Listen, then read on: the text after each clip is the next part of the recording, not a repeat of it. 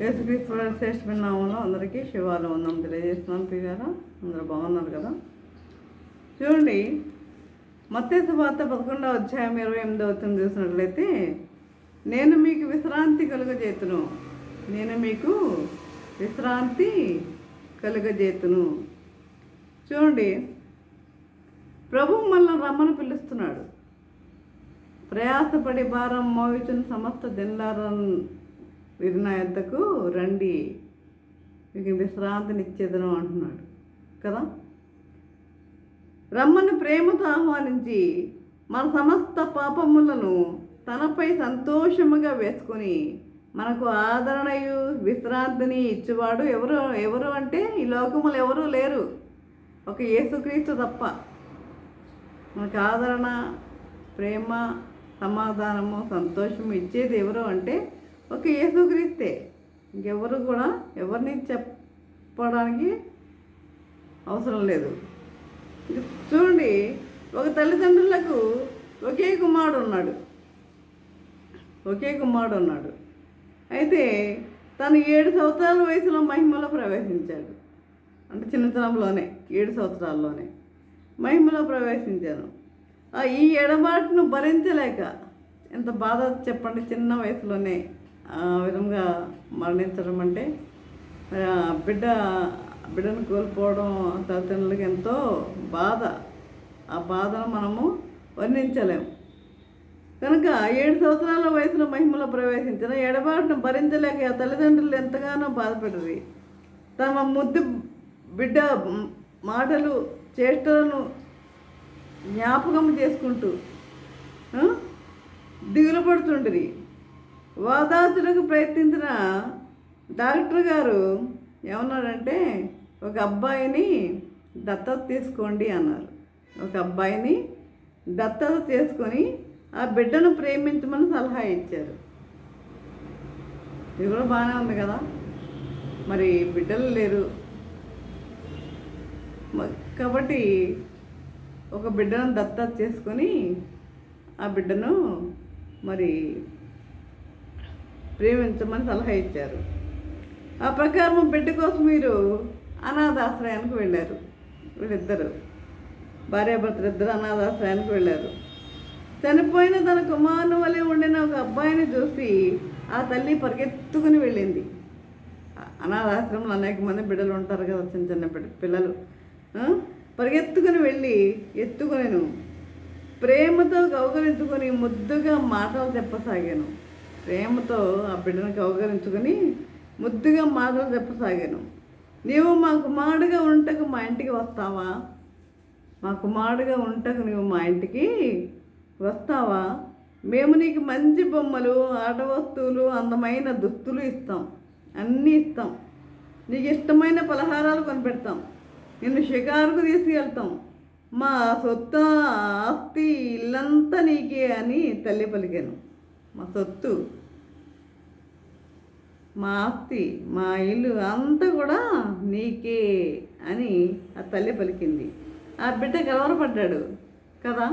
హఠాత్తుగా అంత ప్రేమ కురిపిస్తున్న ఆమెను చూసి ఆ బిడ్డ కలవరపడ్డాడు. ఏమిటి ఇవి ఇలా మాట్లాడుతుంది అని.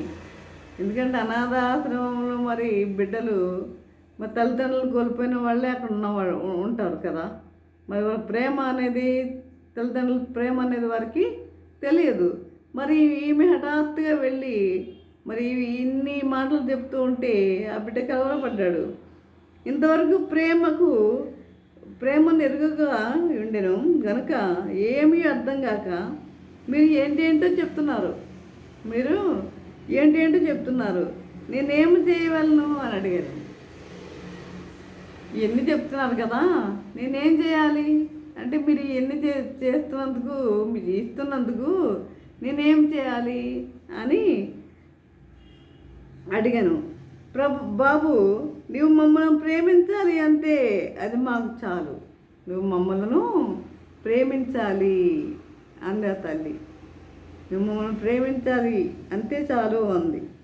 కండ్ల నుండి బాష్ప బిందువులు రాలెను. మన ప్రభు ప్రేమామయుడు మాత్రము కాదు, మన ప్రేమ కోసం వేచి ఉండేవాడు. ప్రేమామయుడు మాత్రమే కాదు కానీ మన ప్రేమ కోసం వేచి ఉండేవాడు ఆయన. మనము ఆయన సన్నిధికి వెళ్ళి మనకు అది కావాలి, ఇది కావాలి, అది కావాలి, ఇది కావాలని కోరుతూ ఉంటాం. కానీ ఆయన ఆయన ఆయనను ఆయన కోసం మనం ఏమి చేయాలన్న ఆలోచన మనకి రాదు. అలాంటి ఆలోచన మనకి ఎప్పుడు కూడా రాదు. ఎప్పుడు కూడా ప్రభువే మన దేవుడే మనకి అన్నీ ఇవ్వాలి అని ఆలోచనలో ఉంటాం అంతే. కానీ మనం ప్రభువు కోసం చేయాలి. మనం ప్రభువు మనకి ఇచ్చాడు. ఏంటి? సర్వలోకములకు వెళ్ళి సర్వ సృష్టికి సువార్తను ప్రకటించండి అన్నాడు. సువార్త అనేది ప్రకటించమన్నాడు. మనం ఏం ప్రకటిస్తున్నాం? ఏమి మనం ప్రకటించేది ఏంటి? చుట్టుపక్కల చూసుకోండి, మన సరౌండింగ్స్లో మనం చూసుకున్నట్లయితే ఒకరి మీద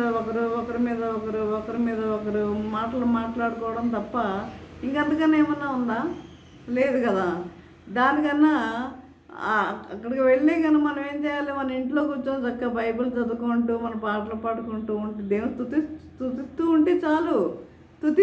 దేవుని స్తుతిస్తే చాలు. మనము దేవుని వాక్యాన్ని ధ్యానించుకుంటూ ఉంటే ఇవన్నీ మనకి అవసరము లేదు.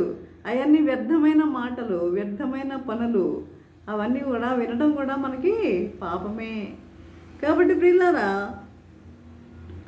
ఇక్కడ ప్రభు మన ప్రేమ కోసం వేచి ఉండేవాడు. చూడండి, యోహాను సువార్త 21వ అధ్యాయం 17వ వచనంలో, సీమోను, నన్ను ప్రేమించున్నావా అని అతను నన్ను అడిగాను. నీవు నన్ను ప్రేమించున్నావా అని అడిగాడు. పేతురు, ప్రభువా, నీవు సమస్తం ఎరిగిన వాడవు, నిన్ను ప్రేమించుతున్నానని నీవే ఎరుగుదు అని ఆయనతో చెప్పాను. నీకు సమస్తము తెలుసు, నేను నిన్ను ప్రేమించున్నానని నీవే ఎరుగుదువు. ప్రభుకి అందరి హృదయాలు కూడా తెలుసు. మన హృదయ అంతరంగంలో ఉన్న రహస్యాలు అన్నీ కూడా ఆయనకి తెలుసు. మన నోటిలో నుంచి మాట రాకముందే మనం ఏం మాట్లాడతామో అన్న మాట కూడా ఆయనకి ముందే తెలుసు. కాబట్టి మనం ఏం చేయాలి? దేవుని యందు మనం భయభక్తులు కలిగి మనం జీవించేవారిగా ఉండాలి. ఆయన యందు మన భయభక్తులు కలిగి జీవించాలి. ఆయన కొరకు మనము చేసేది ఏమిటో అది చేసేవారిగా ఉండాలి. ఆయన ఏం కోరుకుంటున్నాడో అది మనం చేసేవారిగా ఉండాలి. దేవుడు ఏమన్నాడు? నేను తప్ప వేరే దేవుడు మీకు ఉండకూడదు. నేనే నీ కుమార్తెనైనను నీ కుమారునైనను నాకంటే ఎక్కువగా ప్రేమించేవాడు నాకు పాత్రుడు కాదు. అంటే నీ కుమార్తెను కూడా నీ కుమారుని కూడా నీ దేవుని కన్నా ఎక్కువగా నువ్వు ప్రేమించొద్దు అని ప్రభువే తెలియజేశాడు. అది నీ తండ్రినైనను నీ తల్లినైనను నాకంటే ఎక్కువగా ప్రేమించేవాడు నాకు పాత్రుడు కాడు. అంటే నీ తండ్రి నీ తల్లి కూడా నీకు అంటే ఏంటంటే ముందు ఫస్ట్ ప్రయారిటీ మనం ఇచ్చేది ఎవరికి? ప్రభుకి ఇవ్వమంటున్నాడు అంతే. ముందు నాకివ్వండి, ఫస్ట్ ప్రయారిటీ నాకివ్వండి అని అంటున్నాడు. కాబట్టి మనం ఈ విధంగా మనం ఏం చేయాలంటే అన్నిటికన్నా ఎక్కువగా మనం ప్రేమించేది ఎవరిని అంటే ప్రభువును మాత్రమే. కానీ మనం ఏం చేస్తున్నాం? ఈ లోక సంబంధమైన వాటి గురించే మనము ఎక్కువగా ఆలోచించే వారిగా ఉంటున్నాం కదా. కనుక ఇవన్నీ మనం పక్కన పెట్టి మనం ఏం చేయాలి? ఆ దేవుని యందు మనం భయభక్తులు కలిగి జీవించేవారిగా ఉండాలి కదా. ఆ దేవుని బిడ్డలుగా మనం జీవించేవారిగా ఉండాలి. కాబట్టి ప్రభు కోరుకునేది కూడా అదే. ఆ ప్రేమనే ప్రభు కోరుకుంటున్నాడు. అలాంటి ప్రేమనే ప్రభు కోరుకుంటున్నాడు. ఇక్కడ కూడా తల్లిదండ్రులు ఏమంటున్నారు బిడ్డతో? నువ్వు మమ్మల్ని ప్రేమించాలంతే, నీ ఇష్టం, నువ్వు మమ్మల్ని ప్రేమించాలంతే అంటున్నారు. కాబట్టి ప్రియులారా, మనము ప్రభు యందు మనము భయభక్తులు కలిగి ఆయన మనం ప్రేమించేవారిగా ఉండుటకు మన పరిశుద్ధాత్మ దేవుడు సహాయం చేసి నడిపించను గాక. ఆమెన్. ప్రార్థన చేసుకుందాం. పరిశుద్ధుడా, ప్రేమగల తండ్రి, నీ పరిశుద్ధ పాదముస్తోత్రము దేవా. ప్రభా, తండ్రి, ఇంతవరకు నేను ప్రభా నీ వాక్యం ద్వారా తండ్రి మాతో మాట్లాడిన విధానం బట్టి నేను మీకు ఉన్నాం తెలియజేసుకుంటున్నాను ప్రభా. తండ్రి, మరి విశ్రాంతిని ఇస్తానని తెలియజేస్తున్నాను నాయన ప్రభా. తండ్రి, అదే ఉన్నాయి ప్రభా. తండ్రి, మరి మేము నాయన మరి ఈ లోక ఆశ